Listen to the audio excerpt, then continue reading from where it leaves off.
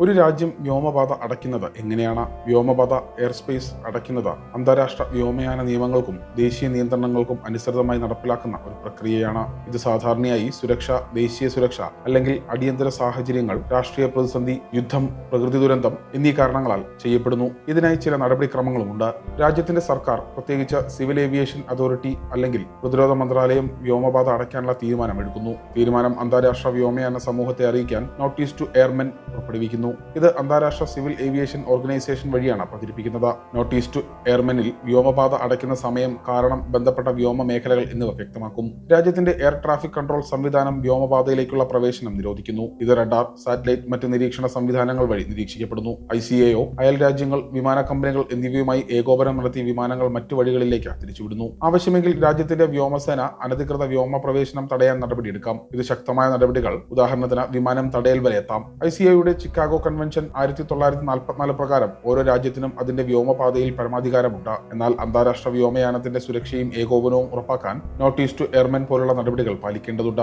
ഒരു രാജ്യത്തിന്റെ വ്യോമപാതയിലേക്ക് മറ്റൊരു രാജ്യത്തിന്റെ വിമാനം അനധികൃതമായി പ്രവേശിക്കുന്നത് കണ്ടെത്തുന്നത് ആധുനിക സാങ്കേതിക വിദ്യകളുടെയും നിരീക്ഷണ സംവിധാനങ്ങളുടെയും സഹായത്തോടെയാണ്. വ്യോമപാതയിലെ എല്ലാ വസ്തുക്കളെയും വിമാനങ്ങൾ, ഡ്രോണുകൾ മുതലായവയുടെ അത്യാധുനിക റഡാർ സംവിധാനം വഴി കണ്ടെത്തുന്നു. ഒരു വിമാനത്തിന്റെ ട്രാൻസ്പോണ്ടർ സിഗ്നലുകൾ വഴി വിമാനത്തിന്റെ ഐഡന്റിറ്റി, ഉയരം, വേഗത തുടങ്ങിയ വിവരങ്ങൾ ലഭിക്കുന്നു. ഓരോ വിമാനത്തിനും പ്രത്യേകമായ ട്രാൻസ്പോണ്ടർ കോഡാണ് ഉള്ളത്. എയർ ട്രാഫിക് കൺട്രോൾ യൂണിറ്റുകൾ തുടർച്ചയായി വ്യോമപാത നിരീക്ഷിക്കുന്നു. എല്ലാ വിമാനങ്ങളും ATCയുമായി ആശയവിനിമയം നടത്തി അനുമതി വാങ്ങിയ ശേഷം ഫ്ലൈറ്റ് പ്ലാൻ ചെയ്യുന്നതനുസരിച്ചാണ് പറക്കേണ്ടത്. അനുവാദമില്ലാതെ പ്രവേശിക്കുന്ന വിമാനങ്ങൾ ATCയുടെ ശ്രദ്ധയിൽപ്പെടും. ആധുനിക വിമാനങ്ങളായ ഓട്ടോമാറ്റിക് ഡിഫൻസ് സർവൈലൻസ് ബ്രോഡ്കാസ്റ്റ് സാങ്കേതികവിദ്യ ഉപയോഗിക്കുന്നതിനാൽ GPS വഴി വിമാനത്തിന്റെ സ്ഥാനം, ഉയരം, വേഗത എന്നിവ തത്സമയം പ്രക്ഷേപണം ചെയ്യുന്നു.